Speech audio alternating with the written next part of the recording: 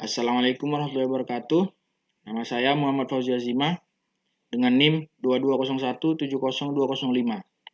Di sini saya akan menjelaskan beberapa hal yang terkait dengan SQL injection, dari cara menyerang dan juga bertahan dari SQL injection.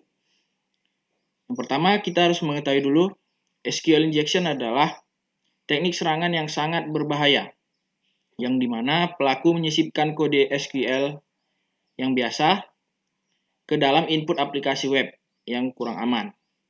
Hal ini memungkinkan database untuk mengeksekusi perintah yang tidak sah dan juga membuka peluang bagi penyerang mengakses data rahasia tanpa izin, karena database yang dipakai oleh aplikasi web tersebut sudah diserang menggunakan eksekusi perintah SQL tadi. Serangan ini memanfaatkan lemahnya validasi dan sanitasi data input yang terdapat dalam form login atau query URL, sehingga menjadi ancaman besar bagi keamanan aplikasi yang berbasis database. Untuk cara kerjanya sendiri, yang pertama kita mengidentifikasi dulu website apa yang memiliki kerentanan di sistem inputnya. Biasanya kita melakukan secara manual untuk mencari target. Kemudian adalah menyisipkan kode yang berbahaya. Dalam hal ini kita memasukkan perintah SQL melalui form login atau parameter URL untuk menjalankan perintah yang tidak sah. Setelah itu baru kita mengeksekusi perintah oleh database. Jadi database menerima dan menjalankan perintah ini seolah-olah kita itu legal atau resmi. Sehingga penyerang atau kita memperoleh data yang terdapat dalam database berupa data sensitif. Untuk tahapan serangannya itu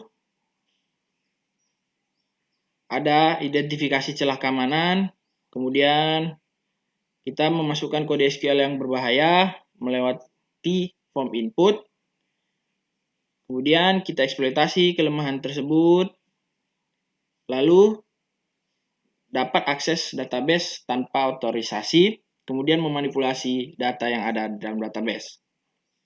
Jadi untuk memahami tahapan ini sangat penting, supaya para pengembang dapat mensiasati dan juga mencegah serangan dengan tepat, mulai dari mengamankan form hingga mengontrol akses database. Untuk contoh kode SQL yang berbahaya itu seperti ini. Yang pertama ada memanipulasi form login, ada kata-kata admin. Jadi kata admin ini untuk melewati proses autentikasi dalam form login. Ada juga bypass authentication.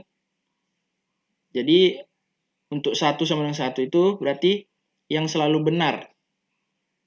Jadi akses kita itu diberikan karena kita selalu benar. Selanjutnya ada onion attack. Contoh query-nya ada union select, username, password, kemudian from users.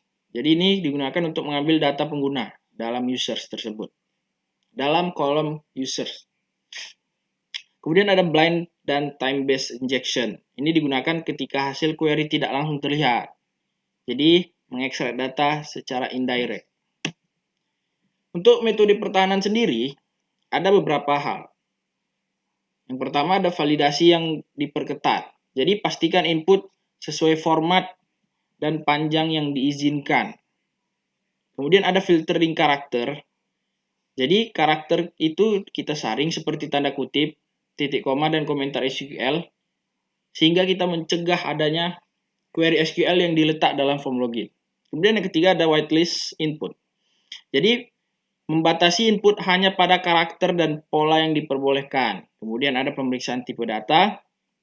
Jadi kita cek tipe data sebelum query dijalankan untuk menghindari manipulasi. Yang kedua ada prepare statement.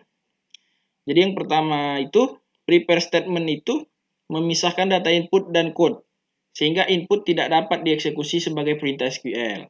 Kemudian ada penggunaan ORM atau Object Relational Mapping untuk membantu menghindari penulisan query SQL dinamis secara langsung. Kemudian menghindari dynamic SQL, kemudian ada escape string. Selanjutnya ada konfigurasi server. Jadi ada list privilege. Jadi batasi hak akses database aplikasi seminimal mungkin. Gunakan akun dengan hak terbatas untuk koneksi aplikasi. Ada web application firewall. Pasang WAF ini, web application firewall, untuk memfilter dan memblokir serangan berbahaya.